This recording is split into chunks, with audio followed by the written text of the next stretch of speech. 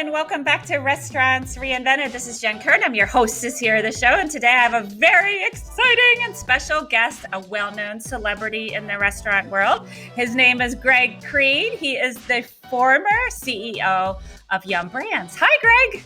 Jen, how are you? It's wonderful to be here and talking to you and seeing you and all that sort of stuff. And what do you say to marketers who work for, let's say, mid and larger size brands? Let's say, 300 locations and up, who are fighting for the company to understand the value of marketing. What do you say to them?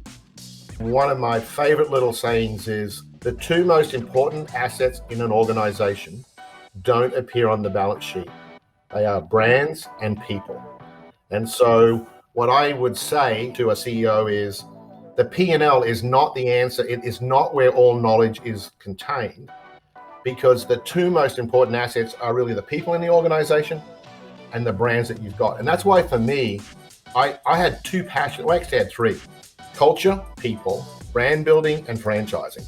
And even in my post-Yum career, they're the three things I'm still coaching and advising and helping on. So you've worked at these really big brands. What are the things that you feel like helped you go through those brands and really leave a mark and an impression for the better? I think, one of the things marketers have to be courageous. And not everyone's going to like this. You can't get up in just following a process. So when I was either the chief marketing officer at Taco Bell, someone would come in and say, we did a test market and we followed this process and it mixed at this. And I'd be like, what was the sales growth number? They're like, +1.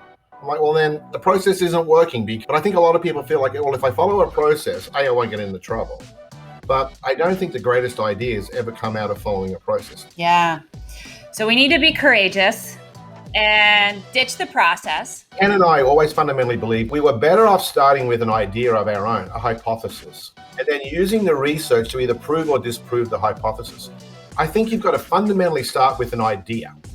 You can't fundamentally start with a belief that out of this research will come insight. What does Restaurants Reinvention mean to you? And what do you think restaurants need to be doing today to really come out on top of a really difficult time? One of my other favorite sayings is the customer experience will never exceed the team member experience.